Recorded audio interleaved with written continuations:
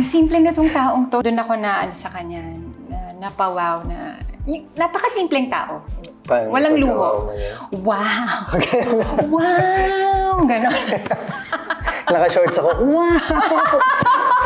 Hey Cosmo, I'm Jennylyn Mercado. And I'm Trillo, your first ever Cosmo Couple. And you're watching a brand new episode of Cosmo Confessions. Alright, let's start. Let's go.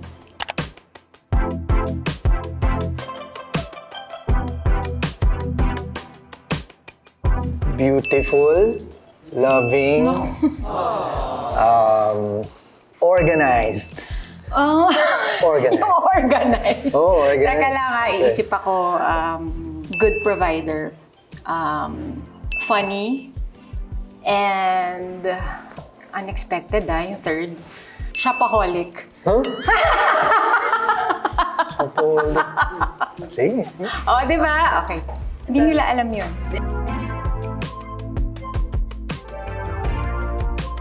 Pag mga simpleng bagay lang, like yung nagre-refill ng ng drug ko, yung gano'n. Tapos lagi siyang, kasi ma-water ako eh.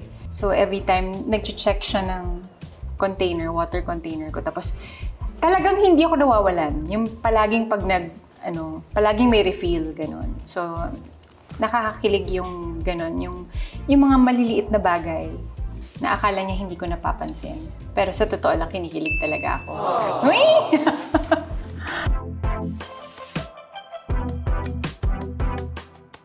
Meet cute. I never... Hindi, yung first meeting namin na-attract na agad ako sa kanya. Ganon. Yung cute nito. Ang pogi nito. Ganon. Yun. Oh, ikaw. Ako siguro, story ng second chances. Diba? Bueno. Oh, yun. Perfect yun. Perfect yun sa amin dalawa.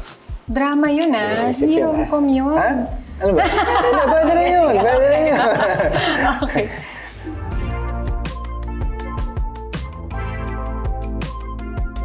Cap.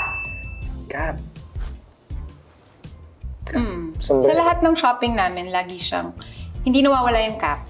Tama ba? Tama. May ikaw sa sombrero.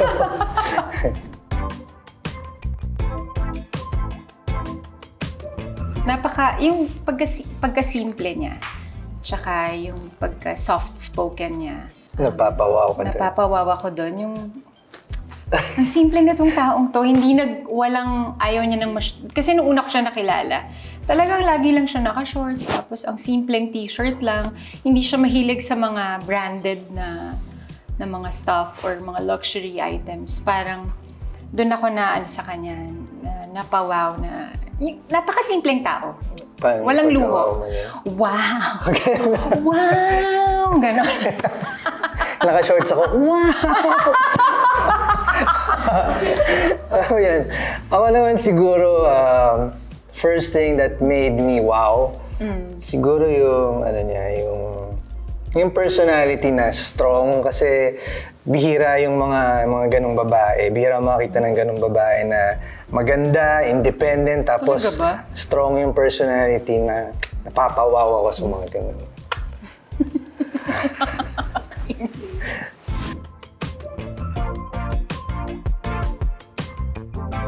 Siguro yung time na nagkabalikan na kami ulit, di ba?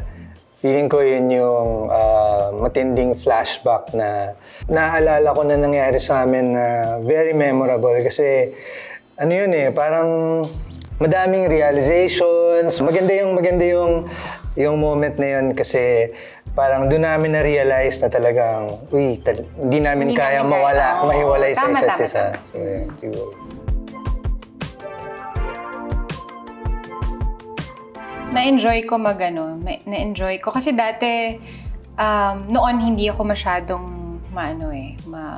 ma-movie. Yung uupo. Tapos, hindi ko kaya yung uupo ng matagal. Tapos, manunood ng movies. Tapos, 2 movies sa isang araw. Ganun. Pero ngayon, sobrang na-enjoy ko. Ako pa yung nagyayaya.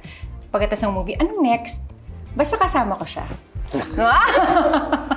Ako naman siguro, isang bagay na na-enjoy ko dahil sa kanya, yung pag-aalaga ng bata, pag-aalaga ng baby, kasi doon ko nakita kung paano siya naging team player sa relasyon, kung paano namin pinagtutulungan talaga para alam mo yun, maging hands-on. Sure ka, enjoy ka doon. Oo naman, syempre.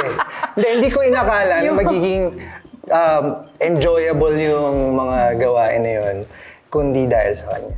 Okay.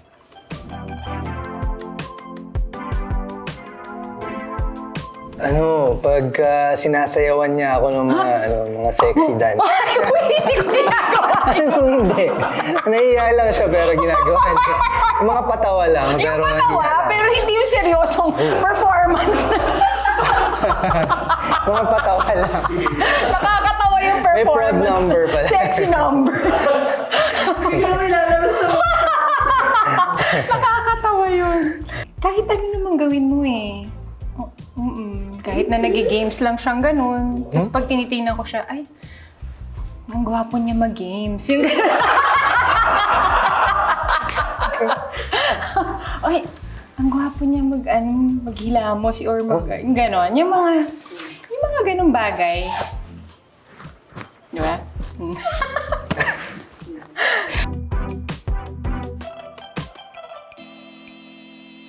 Ako siguro, tuwing mahilig siya mag-ayos ng mga gamit ko eh. Lahat ng mga kailangan ko talagang sigurado na hindi ko mamimiss dahil inayos na yun. And yung mga gestures na yun, kahit minsan hindi ako Kahit na minsan naiinis siya kasi napaka-ano nito. Hindi, pero na-appreciate ko yun. Kasi syempre doon mo makikita kung gaano ka inaalagaan ng tao, di ba? So, yun.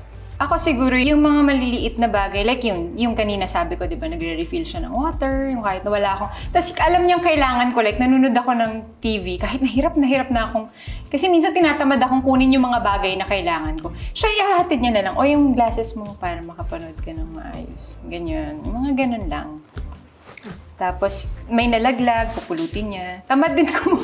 Tamad. In short, tamad akong tao. Siya yung... Gumalaw. Yun tayo.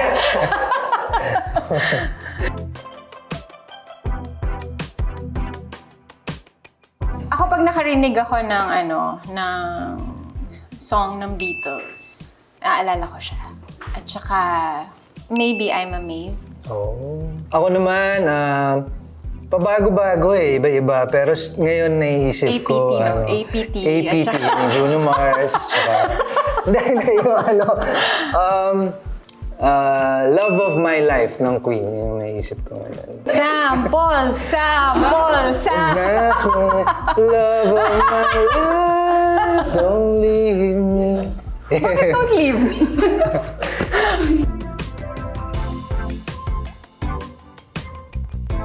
Siguro kasi mahilig kaming mag-motorcycle. Minsan na lang namin siya nagagawa ngayon dahil medyo maraming work. Siguro yon yung mas marami pang rides together. Ako naman, na-miss namin manood ng sine. Nakanood lang kami ng sine last Metro Manila Film Festival. So siguro, yun, yung panonood ng sine, nagbigay ng time doon. Kasi dati, bago kami yun yung lagi rin namin ginagawa, lagi kami mahilig manood ng sine. So, siguro yun.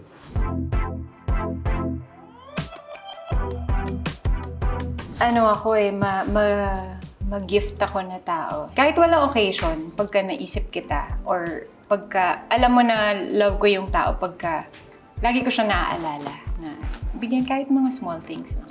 Ako naman, pagka binigay ko yung time ko na walang kahati, yun siguro, giveaway na talaga yun.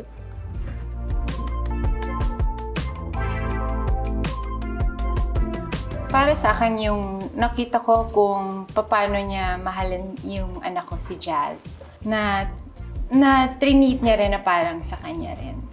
Ako naman, siguro yung pagiging maalaga niya sa pamilya, yung talagang lahat gagawin niya, lahat bibigay niya lahat ng mga kailangan, yung pagiging maasikaso sa kanila, yung pagbibigay ng mga needs sa kanilang lahat. Siguro yun, pinaka-importante. Hi everyone! Iniimbitahan po namin kayong manood ng Everything About My Wife. It's directed by Direk Real Florido under GMA Films, Creation Studios, and Glimmer Studio. And that's it for today. Who should guest on the next episode of Cosmo Confessions? Let us know in the comments. Please follow us on all our socials. Give this video a thumbs up and subscribe to Cosmo's YouTube channel for more interesting content. Bye! Bye!